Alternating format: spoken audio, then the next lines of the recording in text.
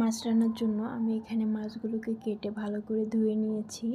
আমি কিন্তু এখানে পাঙ্গাস মাছ নিয়েছি, যদিও লোক লজ্জার ভয়ে বলতে পারি না। এই মাছটা আমার অনেক পছন্দ। তবে আজকের রেসিপিটা ফলো করলে যারা কখনোই এই মাছটা খেতে চায় না তারাও খাবে, অনেক বেশি মজাদার হয় এভাবে রান্না করলে।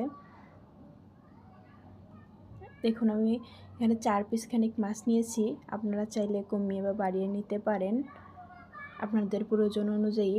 আমি এখানে আলু বেগুন দিয়ে আজকে মাছটা রান্না করব, তাই দেখুন আলুগুলোকে এভাবে কেটে নিয়েছি, সেমভাবে আমি বেগুনগুলোকেও কেটে নিয়েছি।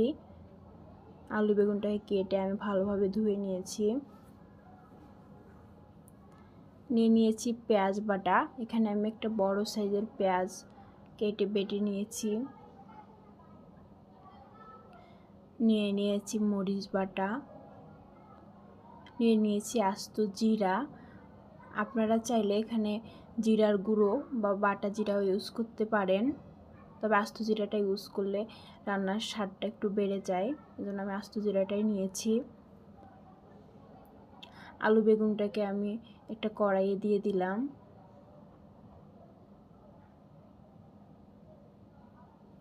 দিয়ে দিলাম পেঁয়াজ বাটা, দিয়ে দিলাম মরিচ বাটা ও আস্ত জিরা। এরপর অ্যাড করব লবণ। আপনারা স্বাদ অনুযায়ী লবণটা দেবেন। এবং দিয়ে দিলাম হলুদ গুঁড়ো এবং প্রয়োজন অনুযায়ী তেল। এবার এই সব কিছুকে হাত দিয়ে ভালোভাবে মাখিয়ে নিব। আপনারা চাইলে চামচ দিয়েও মেখে নিতে পারেন, তবে হাত দিয়ে মাখালে রান্নার স্বাদটা বহুগুণে বেড়ে যায়, তাই আমি হাত দিয়েই মাখিয়ে নিলাম। আমার কিন্তু আলু বেগুনটা মাখানো হয়ে গেছে। এরপর আমি মাছগুলোকে অ্যাড করব। একে একে সবগুলো মাছ আমি দিয়ে দিলাম। এখন আলতো হাতে আমি মাছগুলোকে মাখিয়ে নিব।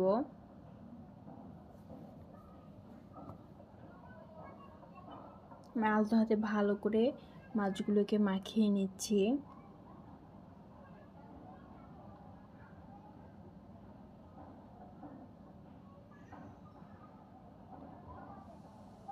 মাছগুলো মাখানো হয়ে গেছে, এখন আমি পানি অ্যাড করব। 2 কাপ মতো পানি দিয়ে দিয়েছি আমি। এখন ঢেকে দিব এবং চুলাটাকেও জ্বালিয়ে দিব। আমি কিন্তু মাঝারি ফ্লেমে মাছটাকে রান্না করব।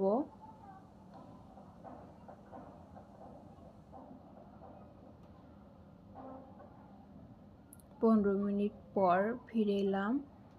এখন মাছগুলোকে আমি আলতো হাতে উল্টিয়ে দিব। একটু সাবধানে উল্টিয়ে দিবেন, না হলে মাছগুলো ভেঙে যেতে পারে। এখন আমি কিভাবে মাছগুলোকে উল্টিয়ে দিচ্ছি। এভাবে সবগুলো মাছকে একে একে উল্টিয়ে দিব।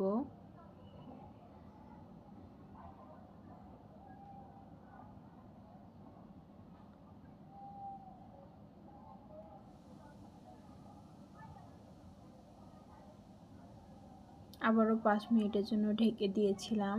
5 মিনিট পর ফিরে আসলাম। দেখুন আমার কিন্তু রান্নাটা হয়ে গেছে, আপনাদেরকে দেখাচ্ছি।